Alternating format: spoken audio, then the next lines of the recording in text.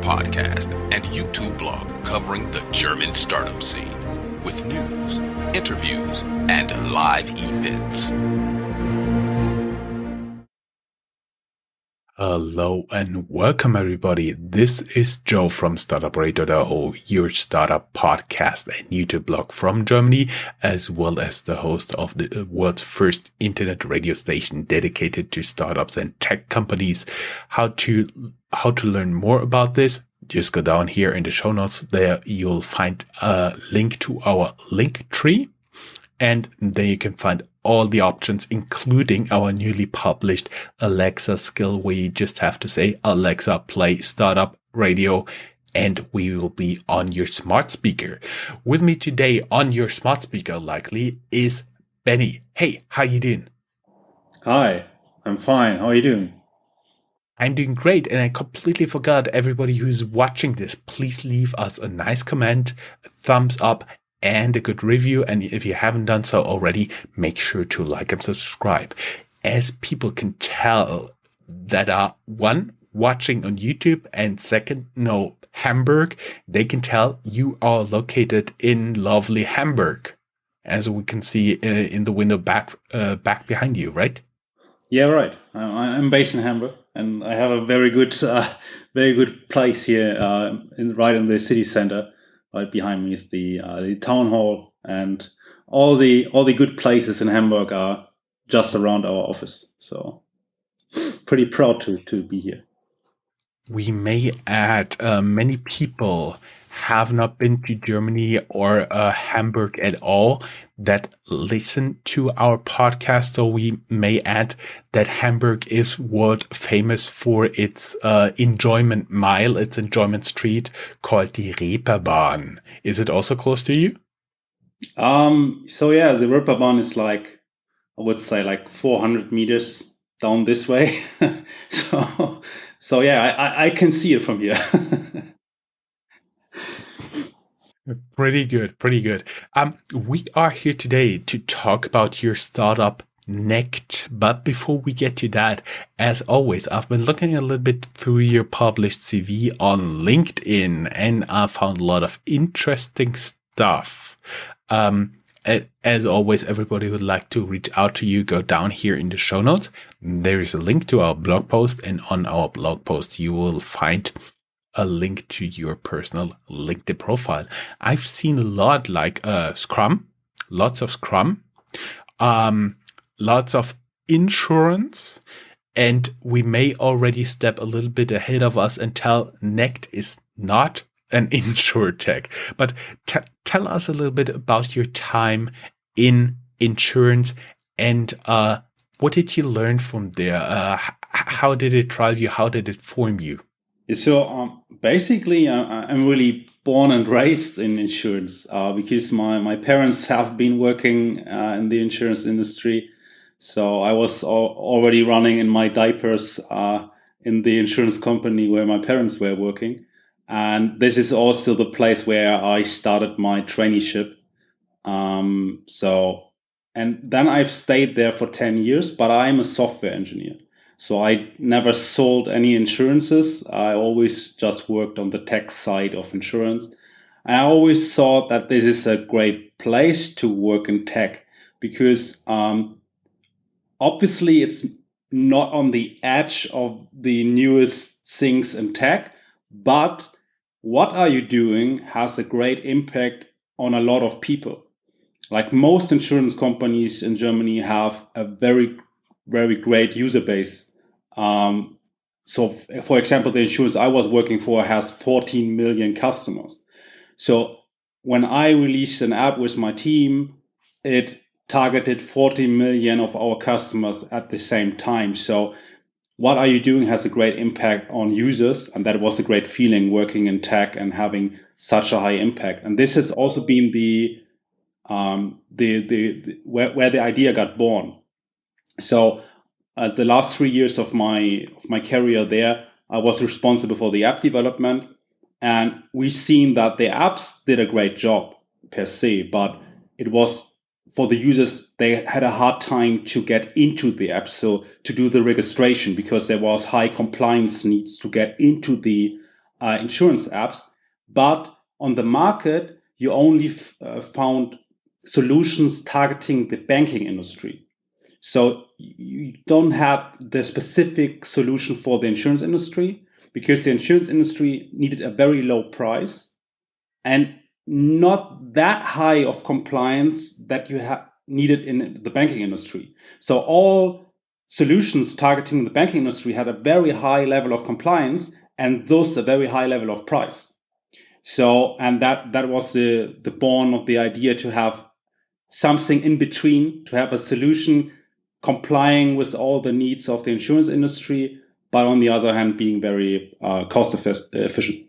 We may add for our audience out there that in Germany, as you talked about compliance, you have to comply with laws and they require a proper identification of, for example, you when you open a bank account. So there is usually a video chat involved where you have to hold your ID card, Bundespersonalausweis, which has many reflection spaces on it. And so the person on the other side can tell, yes, he is actually the person he is supposed to be, and he has a valid ID document there. That something like this is what you guys are actually offering. Exactly. So yeah, I mean, the idea was as we started, the security of having a video chat showing your ID card is very high, but due to the fact that a human being needs to check the ID card and has to be in place 24/7. Makes the process very, very costly. And on the other hand, users had to wait for a free service agent all the time.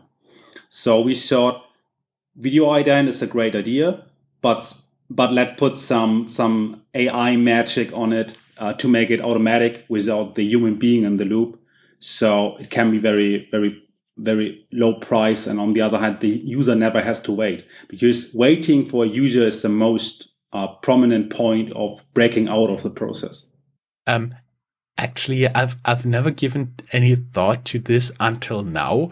There are poor souls out there sitting between like midnight and 4 a.m. German time, somewhere around here in Germany, and waiting for somebody to call them for online identification. Really? Yeah. So, I mean, what we see in the statistics is that really Monday 8 a.m. is really the rush hour. So everybody is rushing on like the identity verification service providers amongst all service providers in Germany. It's Monday 8 a.m. People start to rush on opening up bank accounts, doing insurance contracts, whatever. But you also see from time to time people doing their stuff on like a Saturday night. So if you want to do your paperwork and stuff like that, maybe you need some information from your service, from your insurance company, or you need some information from your public health insurer or something like that for the tax filing, for example. Like, and then you're sitting there and want to make a check mark below your to-do list, but you can't, because you can't do the identity verification to access your data. And you always need to verify that the people who want to access the data is really the person who is allowed to access this specific data. So you have a lot of people doing it in the night. I was curious, where is actually the real low point of light registration? Is it like Sunday morning, like 4 a.m., 5 a.m., or is it that people actually take time off and it's during the week? It's during weekdays sometime, or when is it? We see that you really can see if it's like serious business or if it's like fun time. So if it's like serious business, like insurance companies or like banks, you see the low on Saturday around noon. But if you're looking at like gambling or where you have to verify your age, I don't want to go into details here now, but if you look at websites like that, you really see that this is happening at the weekend. So people are doing their paperwork on the weekdays and doing their fun time on the weekend, and you can really see that in the identity verification space and confirm that people are behaving exactly on time plans, so to say. I see. So basically, you already told us a little bit about the idea, taking the human out of loop, putting AI in it. But where did the idea come from? Because I've seen you have one co-founder at NECT, and how did you guys develop the idea? I mean, it's Hamburg. Did you have a brainstorming session over a cup of tea? No. So Carlo, my co-founder, is based in Delmenhorst, which is a city next to Bremen. But we know each other for like 14 years. So our wives went to school together. And in some day in, I think it was 2015, we pushed our childs in a stroller and was talking about what is the next step in life, so to say. And yeah, so we came up with the point that we are now both working like 10 years as a normal employee, and we thought like the next step to really have a big impact is to found a company. So in 2015 we started like, okay, what could be the idea of our company? And then I came up with the idea of having a new form of identity verification for the German insurance industry. And that's when we started in 2016 joining the InsurTech Accelerator in Munich. That is almost too good to be true. Develop the startup idea while pushing the strollers of their babies. That is, or toddlers. That is quite cool. Joining the InsurTech hub in Munich. How hard did you make the decision for yourself to actually leave insurance that you've spent, like you said, more than a decade, or basically including your parents all your life in? How hard was it for you to leave the insurance business and say, okay, let's do something more or less related, but actually different? So I always had the idea in mind to be a founder one day. So, and in this specific case, it was a lucky situation for me that everything went so fast from the point of being accepted for the accelerator to be needed to start inside the accelerator. The time frame was so short that there was not much of a room to think about, am I on the right path now? You just had to make, because we got the information that we got accepted for the accelerator on like start of June. It was like the 3rd or 4th of June.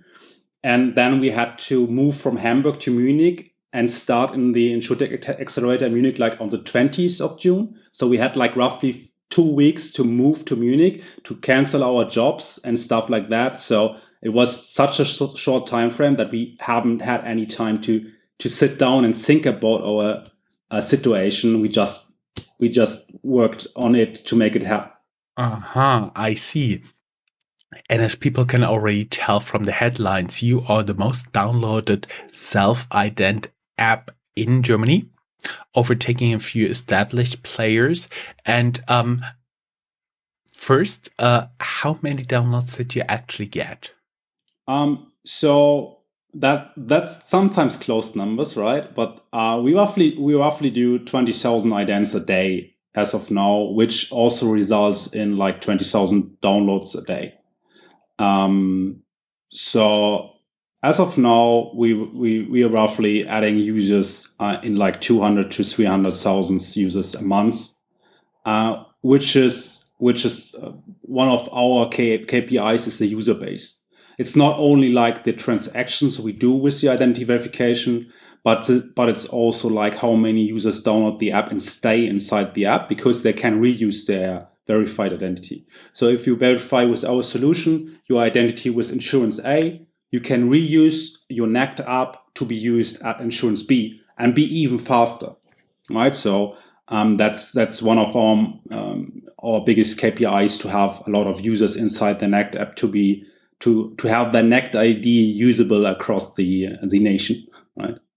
That is pretty cool. I have one question due to a recent experience involving the small hands of my baby boy and a street and a crash display afterwards. Can you actually move like your NECT app from one device to another, or is the ID tied to the app and the device? So as of now, due to compliance regulations and stuff like that, it's tied to the device.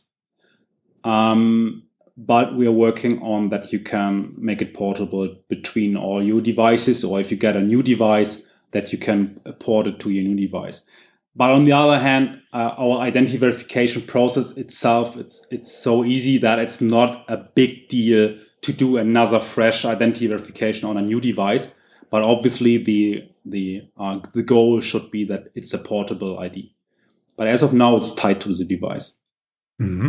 I see. Because I had this happen with several apps with me when my phone broke. So that's why I was asking. We got a little bit ahead of ourselves. So you guys got accepted at the InsurTech Hub in Munich, and how did the story unfold? Because I assume at one point you finished your program there and you moved back to Hamburg, as your background already tells. Exactly. Yeah. So after the 6 months in Munich, we decided to go back to Hamburg because our family stayed here, and it's a great city. So well, I stay in Munich. Hamburg is also a great city, and we had our family here, so we wanted to move back. And for us, it was also a very great decision in looking back at it, because we got a government grant in 2017 from the city of Hamburg, which made it possible to hire the first employees. And from there on, it really got rolling. So then in 2017, by the end, so December 2017, we got our seed funding with Dieter von Holzbrink Ventures. And in 2018, we went finally live with the R&V Insurance Group, which is the top 5 insurer here in Germany. And this was really a great reference, right? It is one of the biggest insurers, but also on the other hand, it's one of the most well-known brands in Germany. So it's a great reference for our solution. And from there on, it really got rolling, and we onboarded a lot of new customers. But I have to say, it's like we're now live with 40 customers, but it's all like the big names. It's like Coburg, Nürnberger. So Coburg has 11 million customers. Nürnberger has like 6 million or 7 million customers. And stuff like that. So ADAC has 22 million customers. So it's the ADAC alone is bigger than some countries in the world, right? So we have a lot of very big customers, and lately we also added some government services, like from the Federal Agency of Unemployment and for the Corona instant help, so that the government pays the companies a certain amount of money to help them through the hard time of Corona. I see. We may add, for everybody who doesn't know this, Coburg, Nürnberger, they are insurance companies here in Germany, where ADAC is the roadside assistance. So it's an association, and they have cars driving all around in Germany, and when car breaks down and you're a member, they help you most of the time free of charge. I think it's comparable to the AAA in the US. So it's basically a very big organization. And for all of them, you offer the identification, including like the Federal Unemployment Agency, the Agentur für Arbeit, their identification via AI. I would be a little bit curious how people try to trick you, and how you taught your program to actually get around those tricks, because I do assume at the very beginning somebody was maybe smart enough to hold up a tablet or something like this. What did you experience there? So yeah, I mean, we look at the video identification solution and what is the most prominent attack vectors to trick the video ident solution. And it is basically social engineering. So tricking a real person into the process and catching the data to open up a bank account under their name, but with my credentials. And the other attack vector is basically using like digital manipulation, like deep fakes. And we really made sure to look at the deepfake situation. How can we prevent digital manipulation in our process? And therefore, we filed 2 patents.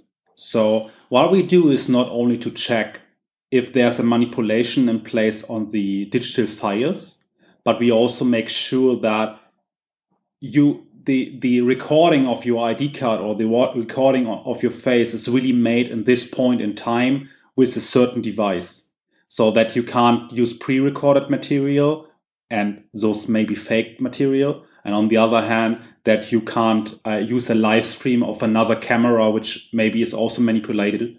So that is one of the parts we really make sure that you use the device in the manner how we sort of you should use the device. And on the other hand, we do certain kind of liveness checks. So most of our competitors are using like you have to move your face. With our solution, we ask the user to say 2 random words. On the one hand, this is very user friendly because if you move your face, some people have like trouble to move in the right direction, and those like, where do I have to move now? I mean, you have to think. Yeah, left. No, the other left. Yeah, the other right. left. I mean, you have to think about that.